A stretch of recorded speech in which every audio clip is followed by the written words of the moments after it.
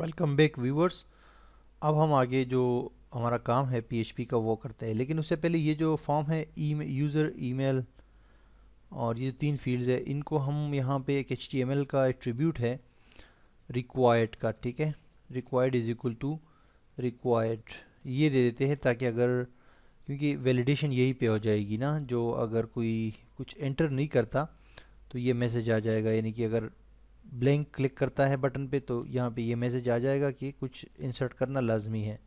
तीनों पे मैंने ये लगा दिया रिक्वायर्ड रिक्वायर्ड, ताकि हमारा टाइम जो है वो बच जाए, ठीक है। जब कोई क्लिक करेगा तो यहाँ पे आ जाएगा please fill out this field, उसको फिल करेगा तो फिर नीचे आएगा, ठीक है।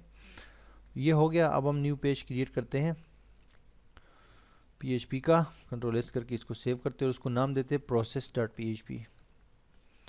अब प्रोसेस डॉट पी में हम तमाम हमारा काम जो है वो हमने इसमें करना है। तो क्या करेंगे हम, फर्स्ट ऑफ ऑल हम, चूंकि सिंपल काम करना है इसमें, क्योंकि जो थोड़ा सा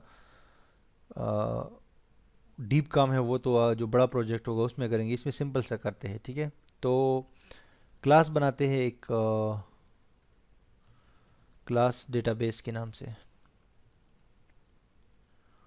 इसमें डेटाबेस का तमाम जो वो है वो हम सेव करेंगे। डेटाबेस भी रख सकते हैं और डीबी भी रख सकते हैं, चलो डीबी रख लेते हैं shortcut.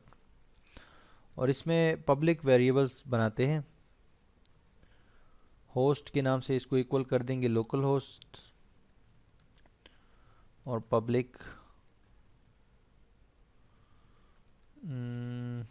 User is equal to root, ये यूज़र नेम है हमारे डेटाबेस का। और ऊपर जो है वो लोकल होस्ट जो है होस्ट का नाम है। और पासवर्ड जो है हमारा बाय डिफ़ॉल्ट कुछ नहीं होता तो इसको हम ब्लैंक रख देते हैं। और पब्लिक कोर वेरिएबल क्रिएट करते हैं डीबी नेम के हवाले से, ठीक है। डेटाबेस का नाम अभी हमने क्रिएट किया, उसका नाम है ऊप। ये डेटा हमने यहाँ पे स्टोर कर दिया डेटाबेस के कनेक्शन के लिए। यहाँ पे हम बेसिकली डेटाबेस का कनेक्शन बना रहे हैं, बाकी काम हम दूसरे पेज में यहीं पे आके करेंगे। ये जो पेज है हमारा, ठीक है, नीचे आके इसी पेज में करेंगे। तो अब यहाँ पे इसके बाद क्या करना है कि हमने दो और वेरिएबल्स क्रिएट करने हैं, ठीक है।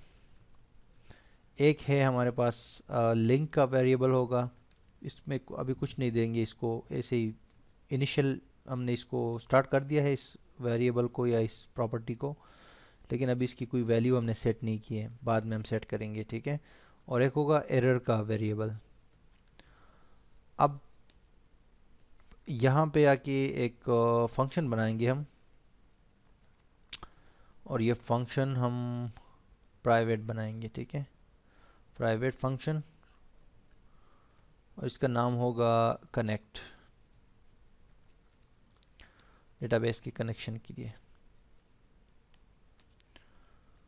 और इसमें हम क्या करेंगे, इसमें हम बताएंगे कि this link is equal to new MySQLi, और इसके अंदर ये तमाम जो डेटा है ये हमें देना पड़ेगा।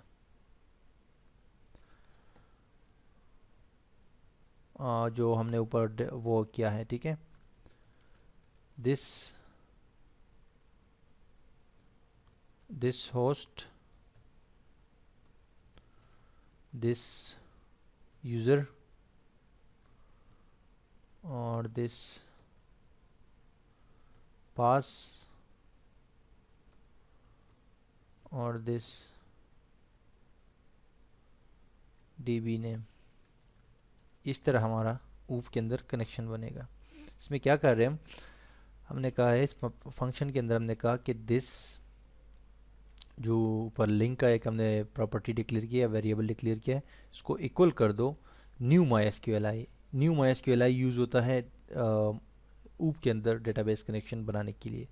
फिर हमने कहा दिस होस्ट, होस्ट एक वेरिएबल है या प्रॉपर्टी है, डॉलर के बगैर हम यहाँ पे एक्सेस करते हैं। और हमने कहा कि उसकी वैल्यू तो ऑलरेडी हमने सेट की है लोकल होस्ट, तो हमने कहा क्योंकि जब न्यू MySQLi आप लिखते हैं तो फिर 4 पैरामीटर्स आपको देने होते हैं, 4 चीज़ें देनी होती है, जिसमें होस्ट जो होस्ट होता है आपका, उसका नाम पहले नंबर पे, फिर यूज़र नेम, फिर पासवर्ड और फिर डेटाबेस का नाम।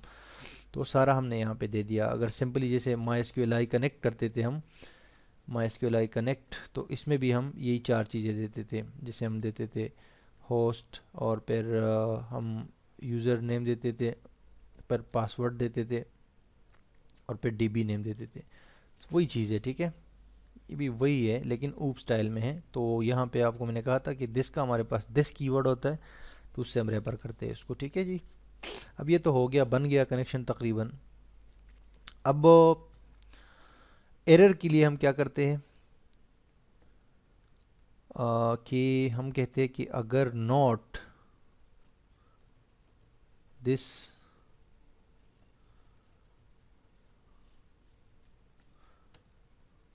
दिस लिंक, ठीक है, हमने कहा अगर ये नहीं हुआ, सक्सेसफुल नहीं हुआ,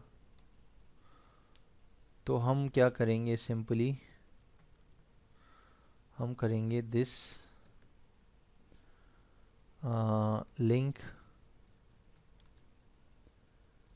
इज इक्वल टू, बल्कि एरर को अभी छोड़ देते हैं, पहले हम इसको टेस्ट करते हैं कि ये जो हमारा फंक्शन अभी हमने क्रिएट किया है प्राइवेट वाला, ठीक है, इसका नाम है कनेक्ट, लेकिन ये जब कभी कॉल होगा हमारे पेज पे तो उस वक्त ये काम करेगा, ठीक है, जब हम इसको कॉल करेंगे अपने पेज पे, क्योंकि पूरा फंक्शन हमें कॉल करना पड़ेगा, तो फिर ये डेटाबेस कनेक्ट हो जाएगा और हमारा एरर हमें नहीं आएगा, और मतलब है कि हमारा काम चलना शुरू हो जाएगा। लेकिन इसको हम कॉल नहीं करते वैसे, क्योंकि हम इसको कॉल नहीं, क्योंकि हमें ऑब्जेक्ट्स को कॉल करना होता है, फंक्शंस को हम कॉल नहीं करते। फंक्शंस को भी हम कॉल करते हैं लेकिन इसको हम नहीं करेंगे, ये जो हमने प्राइवेट बनाया, क्योंकि इसको बार हम कॉल कर ही नहीं सकते। तो इस चीज़ का तोड़ ये है कि यहाँ पर हम यूज़ करेंगे मैजिक फंक्शन, जो कि कंस्ट्रक्ट का है, तो उससे ऑटोमेटिकली ये कनेक्ट हो जाएगा जब भी नया ऑब्जेक्ट बनेगा। तो यस, पब्लिक फंक्शन